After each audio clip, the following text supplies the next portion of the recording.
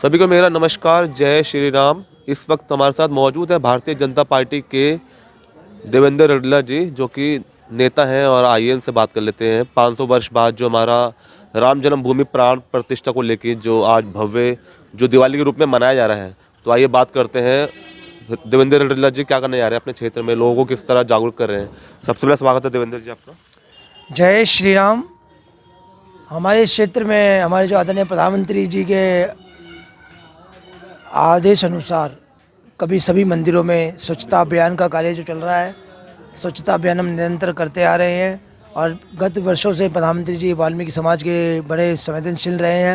उन्होंने वाल्मीकि मंदिर में खुद स्वच्छता अभियान किया है। अब उन्होंने पूरे जो हमारा ये राम जन्मभूमि का जो कार्य संपूर्ण होने जा रहा है 22 जनवरी को, उसके माध्यम से सभी मंदिरों में यज्ञ, हवन, भोजन और लड़िया, यानी कि जैसे दीपावली की तरह हम अपना पर्व मना रहे हैं। जैसे हम दीपावली नहीं मना रहे, जैसे प्रभु श्री राम 14 वर्ष का वनवास काट के राम अपने अयोध्या आए थे, वैसे हमारे 500 वर्ष का जो हमारा संपूर्ण कार्य रुका हुआ था, कार सेवकों के माध्यम से उनकी मेहनत, उनकी संघर्ष, जो ने दिन रात देश, समाज और अपने धर्म के लिए अपने प्राणों की आहुति दी, उसका आज हम उन कार सेवकों का हम बहुत बहुत आभार और धन्यवाद करते हैं, जिनकी वजह से आज हम देख रहे हैं ये दिन।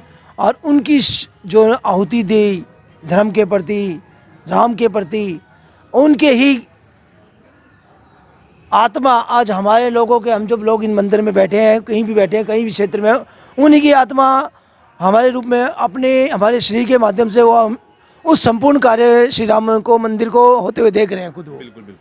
तो हम ये ना समझे कि वो हमारे नई बीच नहीं है, वो हमारे बीच विराजमान है। आज जो हमारे अंदर शक्ति, धर्म के प्रति, देश के प्रति जो जागरूकता हुई है, उन्हीं की आत्मा हमारे अंदर विराजमान हो गया। हम आज वो उस कार्य पे चल रहे हैं, उस कार्य को संपूर्ण होता देख रहे हैं। आज वो हमारे माध्यम से, हमारे अंगों से, हमारे आँखों से, नेत्रों सब देख रहे हैं जी। तो क्या लगता है इस बार भव्य रूप में दिवाली मनाई जाएगी इस बार 22 जनवरी को? अब की बार जो हमारा धर्म लुप्त हो गया था, जो हमारे और धर्म के व्यक्ति थे, वो हमारे धर्म को लुप्त करते जा रहे थे, उन पर प्रताड़ित कर रहे थे।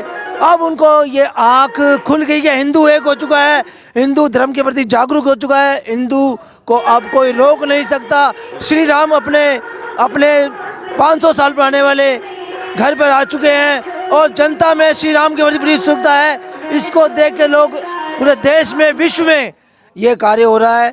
सब अपने अपने घरों में स्वागत, अभिनंदन, लड़ियाँ सब लगा रहे हैं, पूजा पाठ, हवन, प्रसाद वितरण सब कर रहे हैं। बच्चे में एक ही नारा, जय श्री राम, जय श्री राम। अब की बार जो राम आए हैं, अब उनको पुनः हम वनवास में नहीं जाने देंगे। अब राजा राम अपने अयोध्या नगरी में संपूर्ण जीवन तक, जब तक ये पृथ्वी, जब तक विराजमान रहेंगे, इसके अलावा कोई कोई नहीं काम हमारे पास, बस प्रभु श्री राम का ही नाम। जय श्री राम, जय श्री राम। सर, आप अपने वार्ड में जैसे मंदिरों में जा रहे हैं, कहीं ना कहीं आप यज्ञ करवा रहे हैं, और जैसे आप हर साल की तरह आप करवाते हैं सर यज्ञ, हमने सुना है थोड़ा, तो इसके बारे में क्या? हम अपने मंदिर में प्राचीन श्री हनुमान मंदिर है, इसमें लगातार हम पिछले 15-20 वर्षों से यज्ञ करा रहे हैं, यज्ञ करते हैं। अभी भी भगवान की अद्भुत बेला है ये कि वो राम मंदिर है, हो रहा है इधर स्थापना, इधर हमारा यज्ञ हो रहा है, और हम इसे भी इन्हीं दिनों में करते हैं जी। और अपने मंदिर में हम हर कार्य करते हैं, समाज का, धार्मिक का, हर चीज़ के जो पर्व होते हैं, जो हमारे देश शहीदों के जन्म दिवस, पुण्यतिथि, सारे कार्य करते हैं हम। सर, मगर सवाल मेरा ये भी है, जैसे कुछ राजनीतिक पार्टियां हैं, उनका कहना है कि कहीं ना कहीं 2024 का चुनाव आ रहा है, तो कहीं ना कहीं ये राम मंदिर का एक मुद्दा बनाया जा रहा है चुनाव का एक, तो इस पर क्या कहना चाहिए? ये पिछले 500 वर्ष की रुका हुआ कार्य है, और हमारे कार सेवकों का, हमारे धर्म के अनुयायियों का, हमारे ऋषियों का, कृषियों का, सबका इसमें योगदान रहा है, कि एक देश की जनता का योगदान रहा है।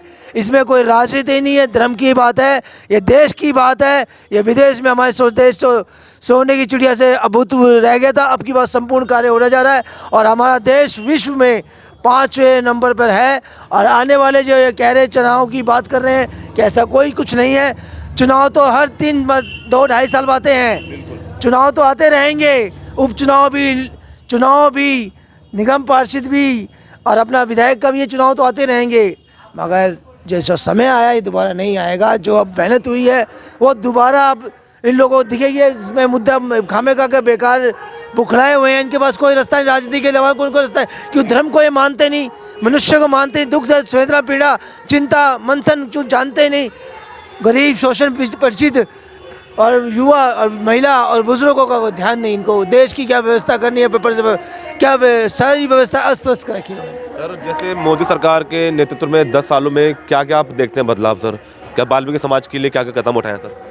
वाल्मीकि समाज को आज जो इन्होंने समाज को जितना बड़ा इंटरनेशनल वे में एक एयरपोर्ट जो विश्व का तीसरा एयरपोर्ट है, इंटरनेशनल में नाम है, इससे बड़ा योगदान और क्या। और वाल्मीकि समाज के प्रधानमंत्री शुरू से ही स्वच्छता अभियान करते हैं, वाल्मीकि जयंतियों के लिए पूरा हमारी व्यवस्था कराते हैं। और समाज के हर व्यक्ति के गरीब हो शोषित हो, स्पेशली वाल्मीकि सभी समाजों के लिए एक संपूर्ण तरह से संकल्पित और सिद्धि करते हैं, संकल्प उस कार्य को सिद्ध करते हैं। ये हमारे प्रधानमंत्री जी का आह्वान है कि जो संकल्प करो उसको सिद्ध करके संपूर्ण करो, फिर आगे दूसरा कार्य करो। 2024 में सर क्या नारा रहेगा इस बार सर? कितनी सीटें आ रही हैं? 2024 में हम 400 पार।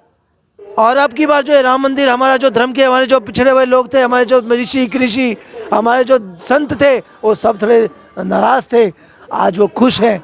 आज हमारा धर्म और दिशा बदल चुकी है और देश एक अलग अग्रसर विकसित देश की तरफ हो चुका है। और अब ये चुनाव और ये पार्टियां सब खत्म, बस एक ही है, जय श्री राम, जय श्री राम, और नहीं कोई काम।